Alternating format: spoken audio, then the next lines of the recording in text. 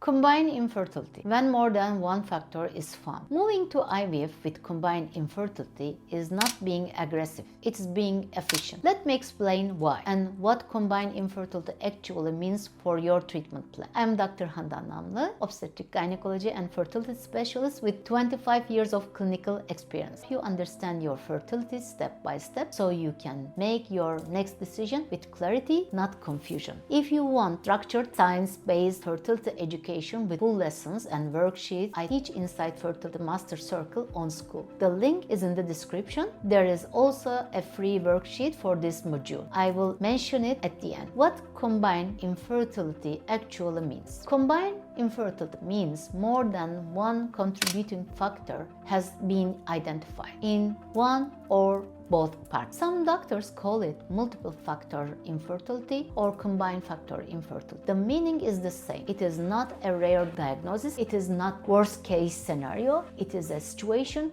where the fertility picture has more than one piece. Common combinations include male factor alongside ovulation irregularity, low ovarian reserve alongside a tubal abnormality, endometriosis alongside a sperm issue, or tubal damage alongside any male factor finding. Now, here's what changes when multiple factors are present. Each factor on its own might be mild. Individually, none of them would necessarily prevent pregnancy, but together they reduce the monthly chance of conception significantly. Think of it this way. If one factor cuts your monthly chance in half and a second factor cuts it in half again, you are now at a quarter where you start. The combination matters more than each part alone. This is why combined infertility usually needs a different treatment than a single factor diagnosis. And having more than one factor is not failure. It is information and it changes the strategy. In a moment,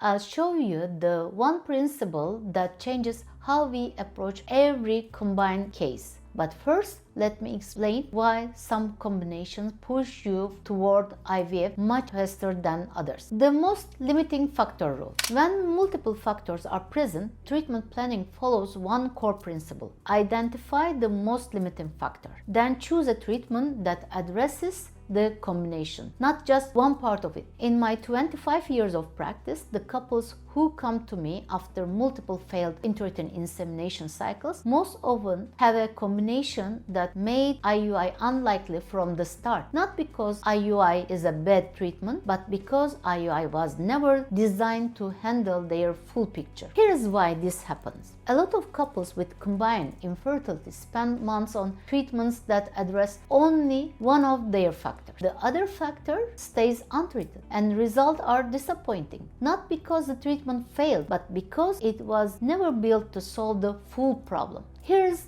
a clear example. If you have tubal damage alongside a sperm issue, intrauterine insemination cannot work. You cannot do IUI with blocked or damaged tubes. IUI requires at least one open tube to function. In that combination, IVF is not more aggressive, it is simply the only option that addresses both barriers at the same time. The question to ask at your clinic is not, what is the treatment for my diagnosis? The question is, which treatment addresses all of our factors together? 4 common combinations and what they mean. Let me walk through 4 situations I see regularly and what the evidence supports for each. I often see couples where the male partner has a mild sperm result and the female partner has irregular ovulation. When both factors are mild and the female partner is younger, ovulation induction with or without IUI may still be a reasonable starting point. The decision depends on sperm numbers after preparation, on age. If sperm counts after preparation is too low for IUI to be realistic, moving to IVF is more efficient. Couples who come to me with tubal damage alongside any male factor finding. This combination is important to recognize early. Intrauterine insemination cannot work if tubes are blocked or damage, regardless how mild the sperm issue is. Both barriers are bypassed at the same time in IVF. This is not jumping ahead. It is matching the treatment to the problem. Low ovarian reserve alongside any second factor is a situation where time is the critical variable. Ovarian reserve, meaning the number of eggs available for retrieval, declines over time. Adding a second factor reduces the chance of success with lower intensity treatment further. In this combination, moving to IVF earlier rather than waiting through IUI cycles is the evidence-supported approach. Waiting does not recover the eggs that were lost, and when endometriosis is present alongside male factor, IVF addresses both at once. The laboratory handles fertilization outside the body, which removes the impact of the endometriosis environment on natural conception. There is a myth about combined infertility I want to address before we finish, because it is holding a lot of people back from making the right decision at the right time. The myth that low-intense treatment is always the right first step. There is a common assumption in fertility care. Always start with the least invasive treatment and work up from there. For single-factor diagnosis with good prognosis, that logic often makes sense. For combined infertility, it frequently does not. Here's why. When multiple factors are present together, low-intensity treatments like natural timing or unstimulated intrauterine insemination have substantially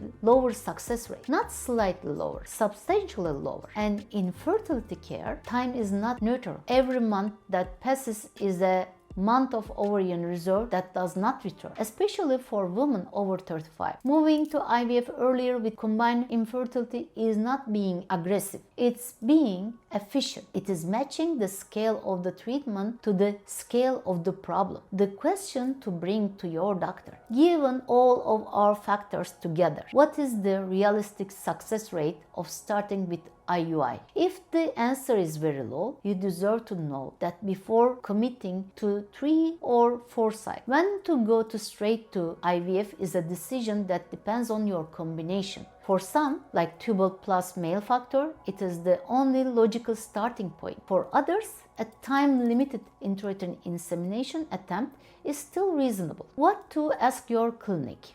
Going into a clinic appointment with specific questions changes the quality of the conversation. For combined infertility, here are the most important ones. Which of our factors is the most limiting and why? Does our combination mean intrauterine insemination is a realistic option, or would it only address one of our barriers? If we have low ovarian reserve alongside another factor, how many cycles can we realistically try before moving to IVF? What is the expected success rate of treatment you are recommending given all our factors together, not just one of them? The last question is the most important one. A treatment plan should be built around your complete picture, not the easiest factors to treat. I created a free worksheet for this module. It includes a checklist of all 4 common combinations with the treatment path for each, plus the question to bring your next appointment. Download it using the link below. It will help you to walk into the clinic conversation with clarity. If you want to go step by step through all of this, Fertility Master Circle on School is where the full curriculum lives. Lessons, worksheets, and Q&A session together. You do not have to piece this together from different sources. The link is in the description. My question for you this week is: which combination describes your situation? And